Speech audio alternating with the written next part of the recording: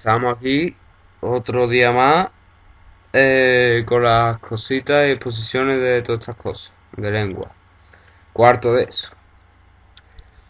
A ver, eh, lo primero es esto. Es lo que... O sea, lo primero es... En el tema 9 vamos a dar lo que son las solicitudes, instancias y reclamaciones, solicitudes, instancias y reclamaciones, y luego proposiciones condicionales, concesivas y finales. Y en el 10 vamos a dar el contrato y el texto y sus propiedades y todo, ¿vale? Eh, a ver, empezamos.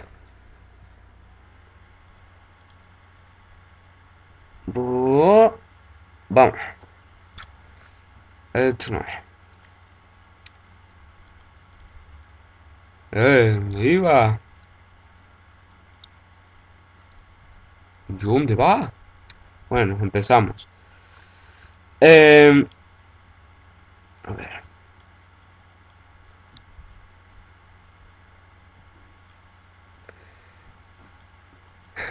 A ver. Eh, una solicitud de instancia es un documento escrito que se presenta para pedir una petición o reclamación.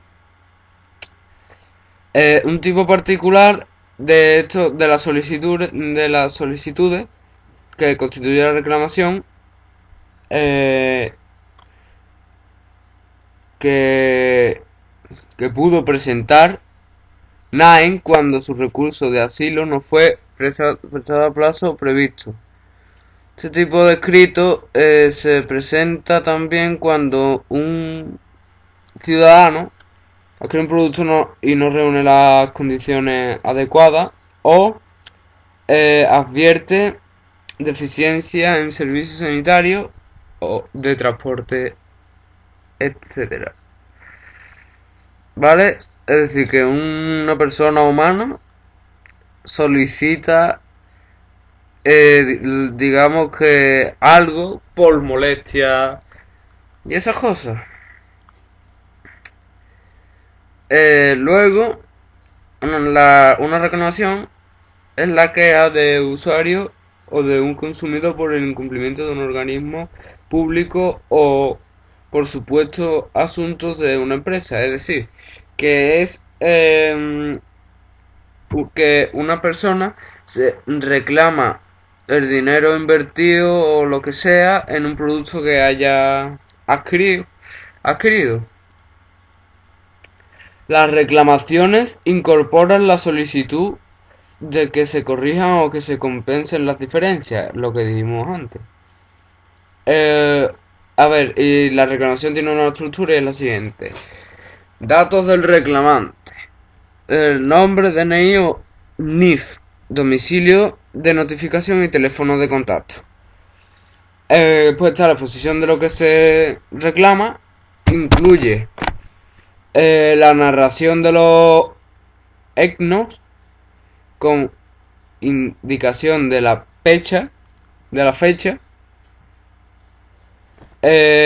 pretensión de reglamento, solicitud, indicación de documentos adjuntos, lugar y fecha, firma, datos del reclamado, como la presentación de una reclamación, proyoa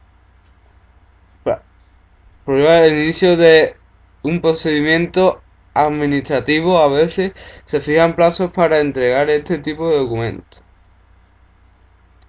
Vale. Básicamente eso, pero lo que es la estructura, digamos que es solo esto. Eh, eh, eh, esto. Esto. Vale. Entonces, ahora ya pasamos a lo que son las proposiciones incondicionales, concesivas y finales. Vale. Empezamos con las finales.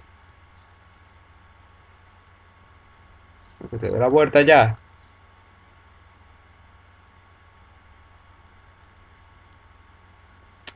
A ver, las proposiciones adverbiales finales expresan la intención o finalidad con que se realiza la acción que se enuncia la proposición principal. Por ejemplo, acércame esa camisa que la ve bien. Forma las proposiciones finales suelen. Suelen. Bueno, ahora pasamos a las condicionales y las concesivas. Vale. Las condicionales expresan una condición que que debe cumplirse para que se realice lo que se afirma en la proposición principal. Por ejemplo, si salen, si saben todo de mí, no puedo hacer nada contra ellos.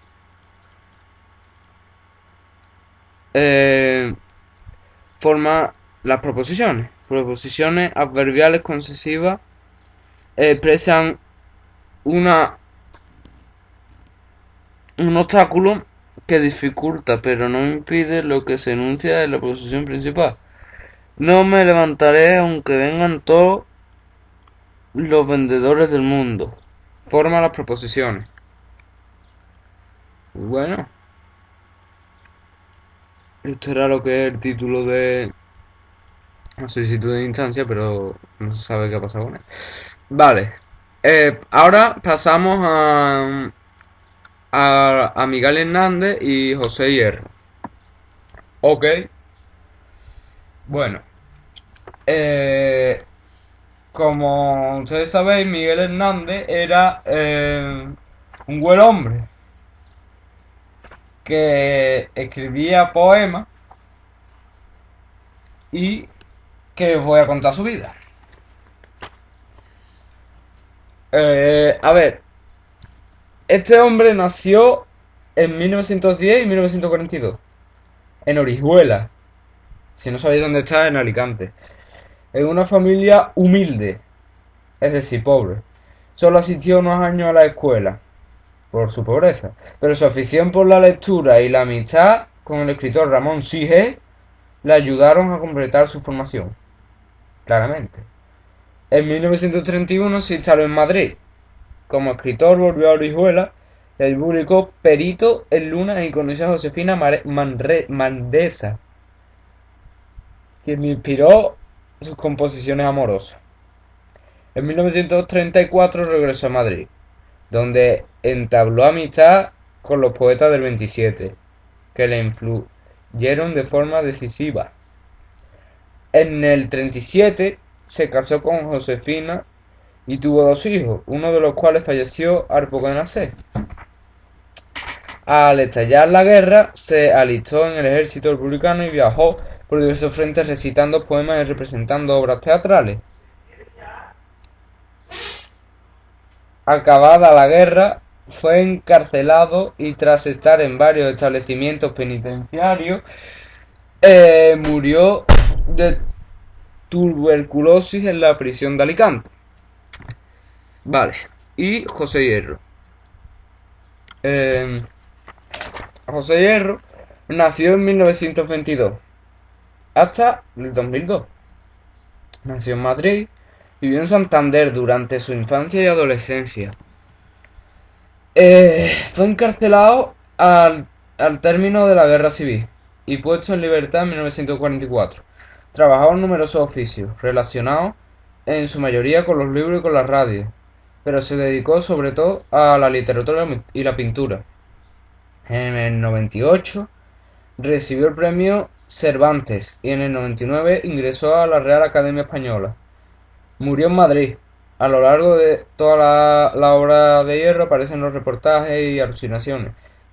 Por ejemplo, tanto en Tierra sin nosotros, 1946, Quinta del 42, 1953, ¿Cuánto sé de mí?, 1957 y Libro de las alucinaciones, 1964. como en Agenda 1990 y Cuadernos de Nueva York 1998. Y en 1974, también con el título Cuánto sé de mí, recogió toda su obra anterior a esa fecha. Básicamente, esto es lo más importante del tema 9, la biografía de estos dos señores y la solicitud de distancia y las adverbiales condicionales, consecutivas, o sea, concesivas y finales. Ok, luego, ahora esto pertenece a lo que es el tema 10.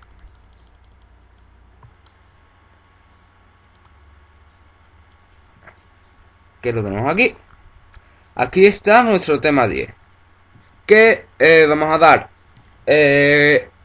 los contratos, el texto, sus propiedades y Camilo José Cera.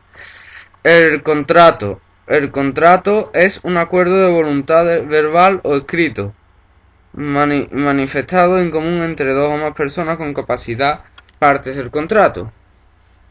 Es decir, con otras palabras, que el contrato es un documento donde se recoge el acuerdo de las personas que participan y las obligaciones y los derechos.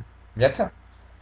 Vale, y los contenidos habituales del contrato son el título, el lugar de fecha de celebración, identidad de las diferentes partes, posición de hechos y antecedentes relevantes, cláusulas que son de acuerdos y compromisos, y fórmula de cierre que incluye firmas.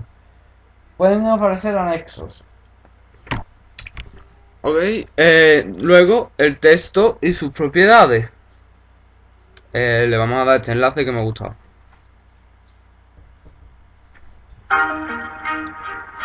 Estos son los temas que se tratan.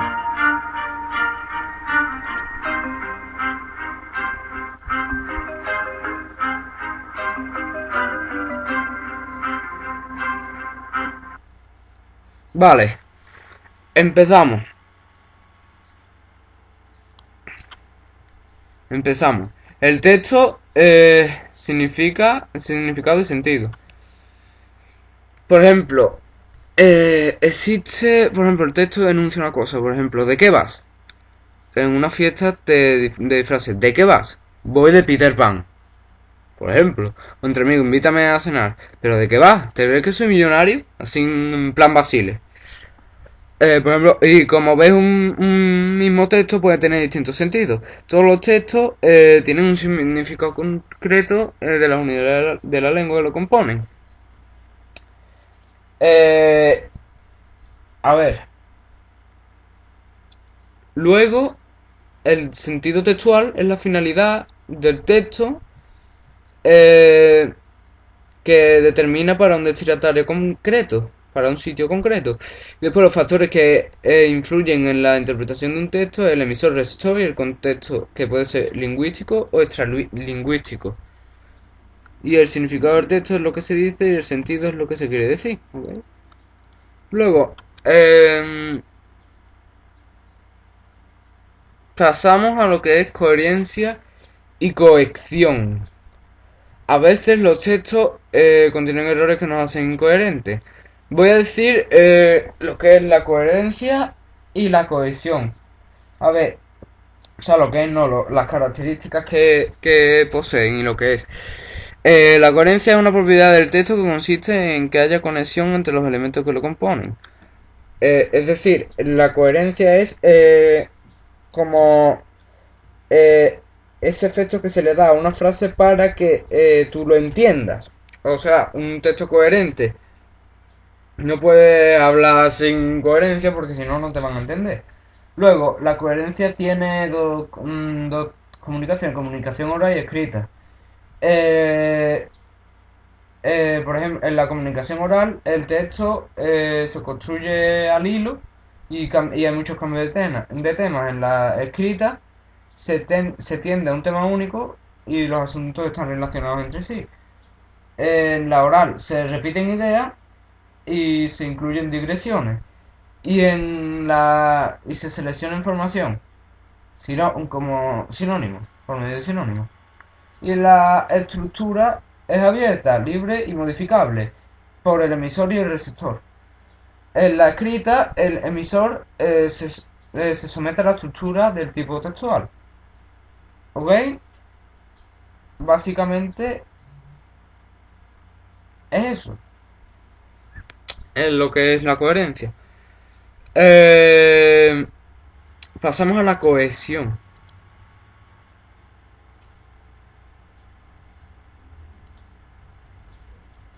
Vale. La cohesión es una propiedad del texto en que los elementos están relacionados y tienen un significado lógico entre ellos. La cohesión es el reflejo lingüístico de la coherencia. ¿Sí? Las características son en comunicación oral que la cohesión proviene sobre todo de la entonación, de las pausas y todos esos procedimientos léxicos. Y en escrito, pues la cohesión emplean recursos de repetición léxica y sinónimos. Digamos que la cohesión, la sintaxis en el oral, la sintaxis es un poco elaborada. Y en la escrita, la sintaxis es más elaborada y se caracteriza con conectores variados. En la oral dominan las referencias extralingüísticas, esto aquí ahora, todas esas cosas. Y en la escrita domina referencia al propio texto. ¿Vale? Pero, como ponía en el principio, yo voy a añadir los aditivos los consecutivos y los contraargumentativos que están aquí.